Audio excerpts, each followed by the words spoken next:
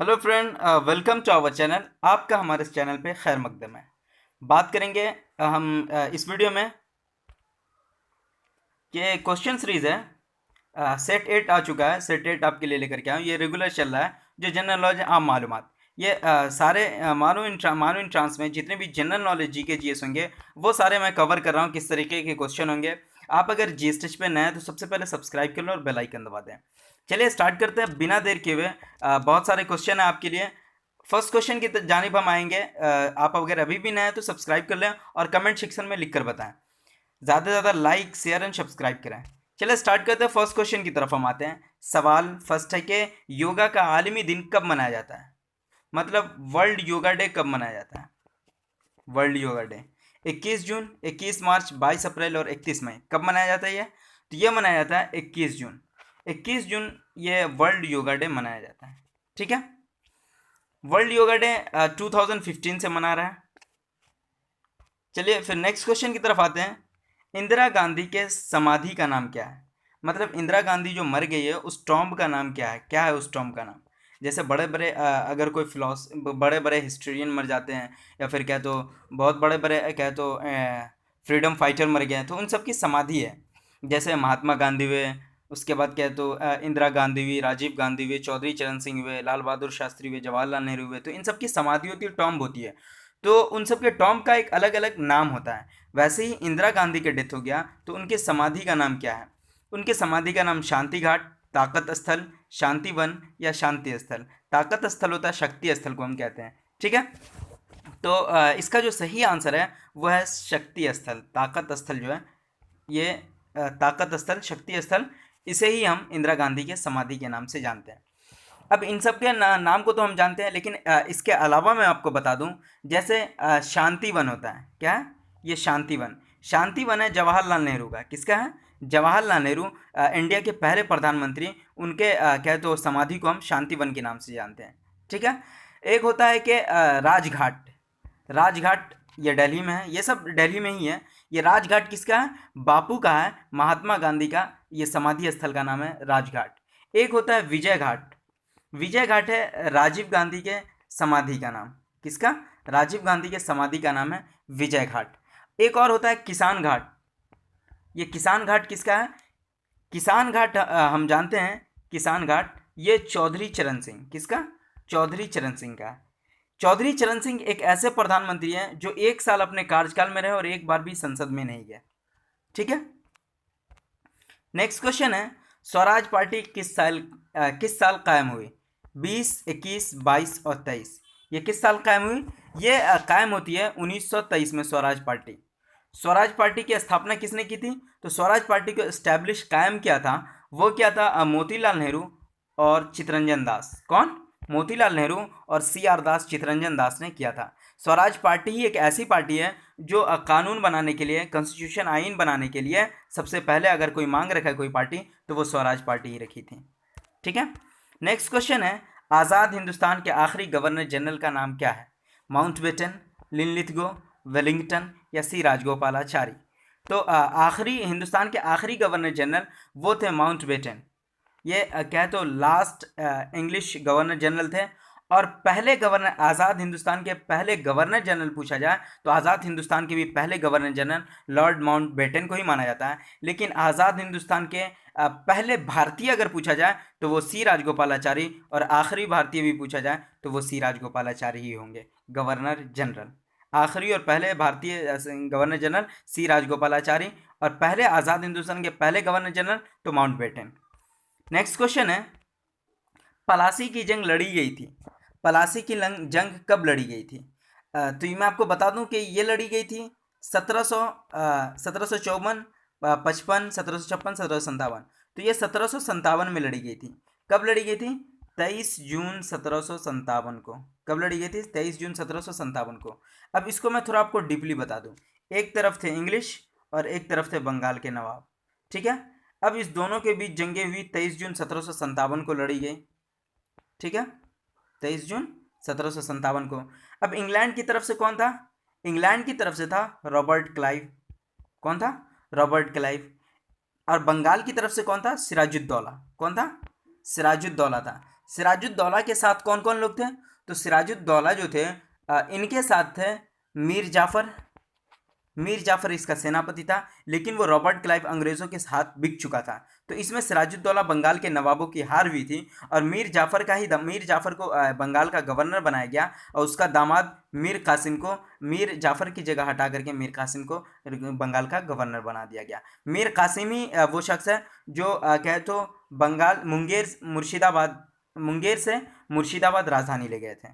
ठीक है, next question है, गांधी इरविन मुआहदा कब हुआ? गांधी इरविन पैक्ट क्या है? गांधी इरविन पैक्ट कब हुआ था?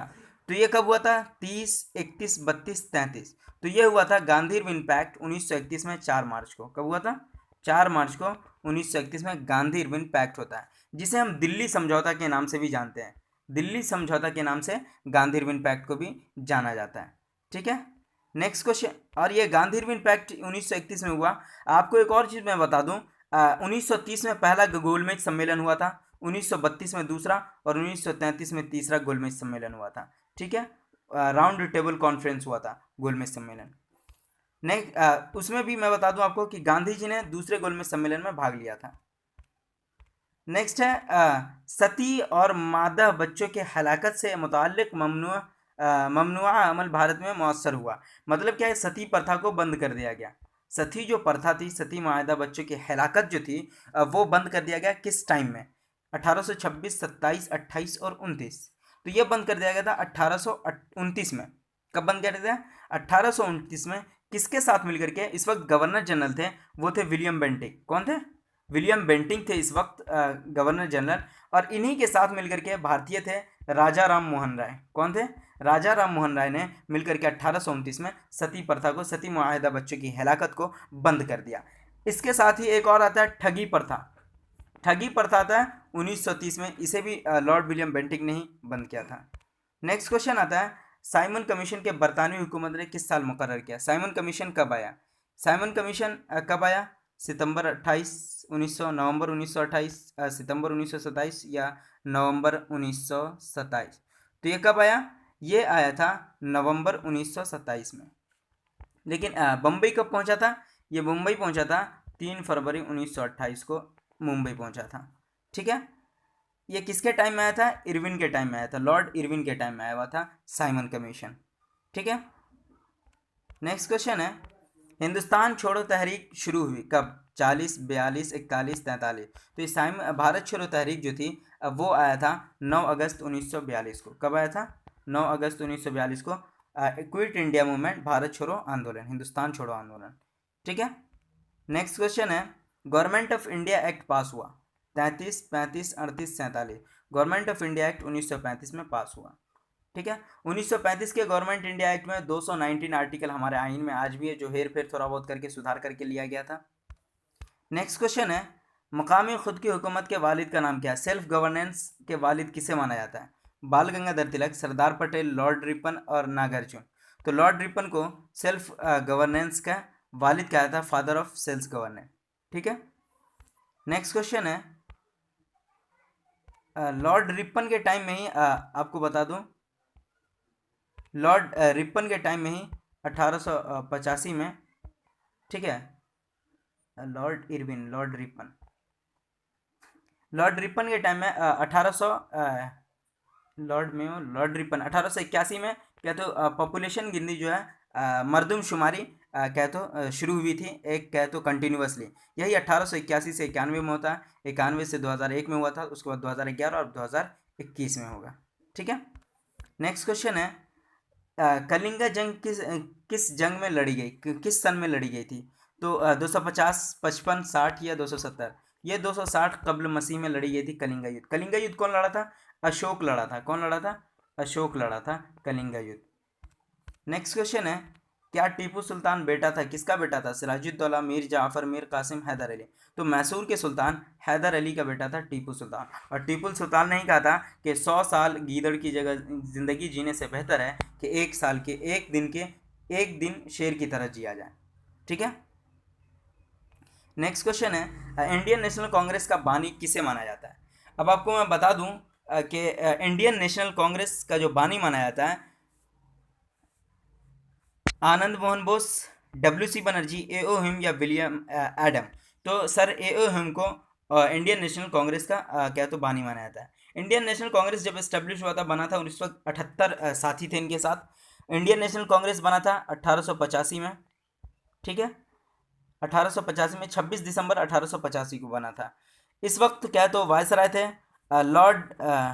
लॉर्ड इरविन थे शायद, लॉर्ड इरविन या Lord Dalhousie, sorry Lord Dalhousie थे, ठीक है, लॉर्ड डलहौजी थे। तो इसी वक्त लॉर्ड डलहौजी के टाइम में ही क्या तो लॉर्ड डलहौजी ने रात्रि भोज का भी निवारण, क्या तो उन लोगों को इनविटेशन दिया था कि रात का भोज हमारे यहाँ किया जाए। और ये इंडियन नेशनल कांग्रेस की बात है, तो इसको मैं बता दूं कि 1885 में जब ये बना, तो इंडियन नेशनल कांग्रेस के क्या तो बानी एम को माना जाता है। पहले अध्यक्ष कौन थे? डब्ल्यू.सी. बनर्जी, विमर्श चंद्र बनर्जी 1885 में बने। कौन सा अधिवेशन था? मुंबई अधिवेशन था। और इस वक्त इसमें 72 प्रतिनिधि थे। कितने थे? 72 लोग इसमें शामिल थे। दूसरा बनता है, वो बनते हैं दादा भाई नौरोजी। सबसे ओल्ड मैन बनते हैं दादा भाई नौरोजी, जिसे भारत का ओल्ड मैन भी कहा जाता है, ठीक है, grand old man of India दादा भाई नौरोजी को। ये बने थे दूसरे अधिवेशन 1886 में बने थे। ये क्या है तो 1886 में कलकत्ता अधिवेशन में बने थे। कब बने थे? कलकत्ता अधिवेशन में ये बने थे दादा भाई नौरोजी। फिर आता है कि पहले मुस्लिम अध्यक्ष कौन बने इंडियन नेशनल कांग्रेस के? तो वो 1887 में बने थे बदरुद्दीन तैयब जी, मद्रास में। कौन? बदरुद्दीन तैयब जी। फिर क्या है कि प्रथम अंग्रेज अध्यक्ष कब बने थे? तो वो 1888 में, चौथा अधिवेशन था ये, और ये हुआ था क्या तो इलाहाबाद में।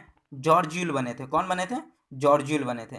अब मैं आपको बता दूं कि मौलाना अबुल कलाम आज़ाद कब बने थे। मौलाना अबुल कलाम आज़ाद कब बने थे? तो मौलाना आज़ाद बने थे, ये रामगढ़ का अधिवेशन था, है ना, 54वां अधिवेशन 1940 में। कब बने थे? 1940 में। और ये कहाँ हुआ था? रामगढ़ में हुआ था। और सबसे ज़्यादा दिन तक रहते 1940 से लेकर के 1945 तक कहे तो मौलाना अबुल कलाम आज़ाद ही रहे। और ये सबसे युवा कहे तो प्रेसिडेंट बने थे कांग्रेस के, ठीक है। नेक्स्ट क्वेश्चन है, किसने जोर देकर कहा था कि स्वराज मेरा पैदाइशी हक है और मैं इसे हासिल करके रहूंगा? इसका हिंदी में कहते हैं कि स्वराज मेरा जन्मसिद्ध अधिकार है और मैं इसे लेकर रहूंगा, बर्थ इज माई राइट, है ना। तो इसे कहा था सर अरविंदो घोष, बाल गंगाधर तिलक, लाला लाजपत राय, क्या तो बिपिन चंद्र पाल। तो इसे बाल गंगाधर तिलक ने कहा था। किसने कहा था? बाल गंगाधर तिलक ने कहा था। गांधी ने क्या कहा था? करो या मरो। क्विट इंडिया मूवमेंट में कहा था करो या मरो। लाला लाजपत राय को पंजाब केसरी कहा जाता है, ठीक है। ये रहा हमारा आज का video. Thank you so much. कैसा लगा आप कमेंट सेक्शन में लिख कर बताएं। फिर मिलते हैं हम सेट 9 में। ज़्यादा से ज़्यादा लाइक करें, सब्सक्राइब करें एंड शेयर करें। Thank you so much.